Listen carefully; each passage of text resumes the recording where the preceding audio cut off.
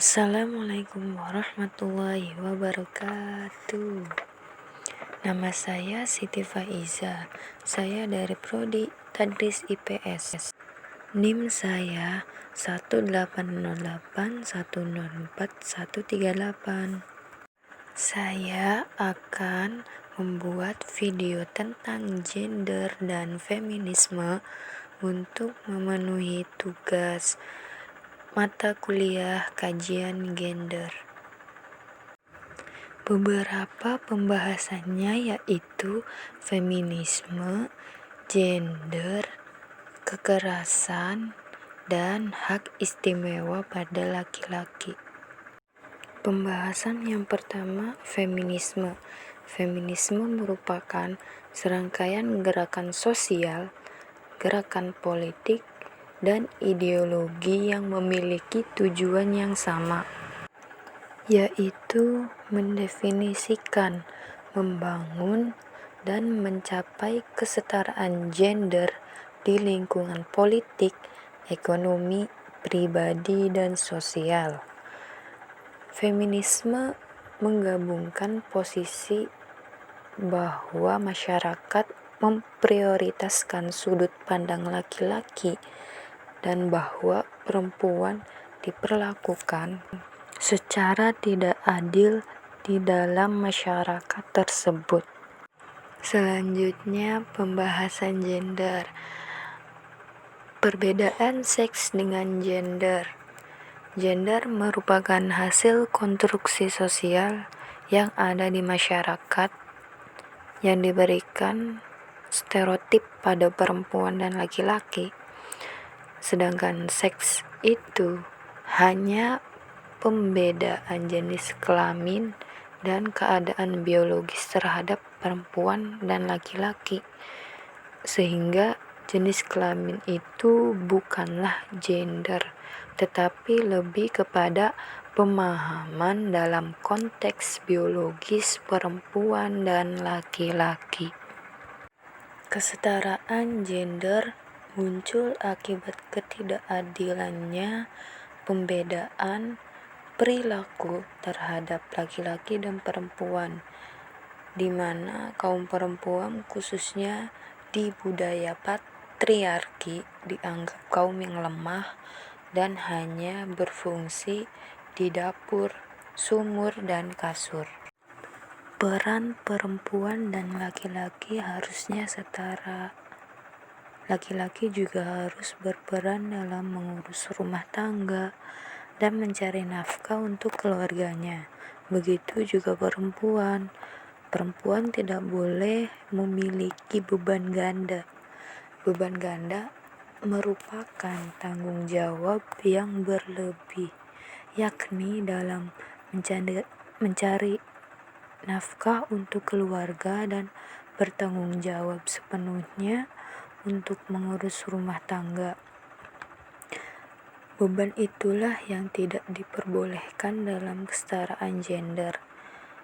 Beban ganda berbeda dengan peran ganda. Peran ganda diperbolehkan dalam artian perempuan dapat berperan sebagai ibu rumah tangga dan dapat berperan sebagai wanita karir.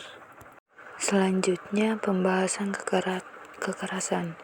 Mayoritas laki-laki umumnya tidak memiliki karakter yang menjurus melakukan kekerasan terhadap perempuan dan laki-laki. Masyarakat yang mendorong laki-laki memiliki keyakinan agresif dan kekerasan sebagai bentuk ekspresi diri yang diterima dalam masyarakat. Pemikiran masyarakat tersebut mendorong laki-laki untuk bersikap tangguh, bisa menghadapi segala masalah yang dia hadapi dengan mengekspresikannya kekerasan. Kekerasan itu adalah ekspresi yang dilakukan laki-laki untuk menjelaskan dia tangguh dan kuat. Mengapa laki-laki harus berperan serta? Yang pertama itu laki-laki secara umum harus ikut bertanggung jawab atas kebanyakan kekerasan dalam rumah tangga dan bentuk-bentuk kekerasan lain dalam masyarakat. Ingat, kebanyakan pelaku adalah laki-laki. Mungkin karena ekspresi emosi yang harus laki-laki keluarkan, kekerasan sebagai dia benar-benar laki-laki. Jadi laki-laki yang tidak seperti itu harusnya tidak jadi masalah, nggak apa-apa gitu. Laki-laki yang lembek juga nggak apa-apa, berarti dia tidak melakukan kekerasan. Harus menyuarakan laki-laki seperti itu, jangan mengucilkannya. Yang kedua yaitu pada umumnya laki-laki bisa memahami dan memiliki pengetahuan yang lebih terhadap sikap, tingkah laku, dan persepsi mereka sendiri. Jadi laki-laki itu bisa mengatur dirinya sendiri. Yang ketiga yaitu laki-laki dewasa biasanya menjadi model atau teladan bagi anak laki-laki yang lebih muda dan masih bocah.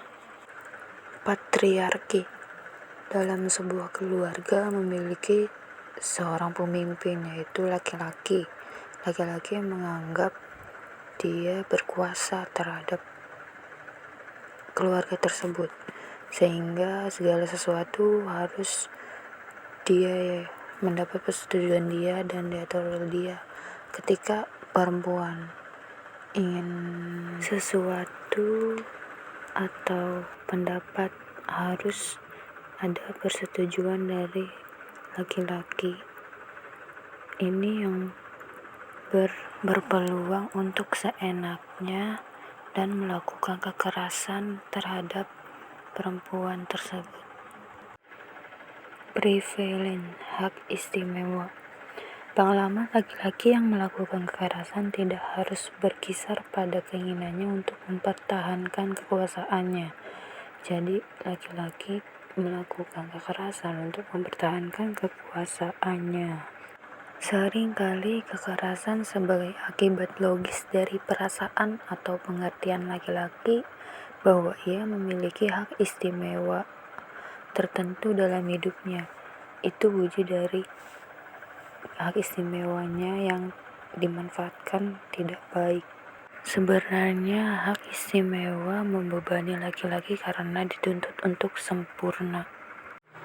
Cara laki-laki mengkonstruksikan kekuasaan individual dan sosialnya ternyata secara paradoks merupakan sumber ketakutan, terisolasi, rasa tidak percaya diri, dan kesakitan bagi laki-laki itu sendiri. Kekerasan laki-laki juga hasil dari struktur karakter yang berasal penarikan jarak emosional dari lainnya. Jadi laki-laki dituntut untuk keras dan tidak emosional. Ketika laki-laki menangis dianggap lemah, padahal menangis itu merupakan mengurangi beban dia secara emosional. Sekian dari saya, kurang-kurangnya mohon maaf. Wabillahi taufiq wal hidayah. Wassalamualaikum warahmatullahi wabarakatuh.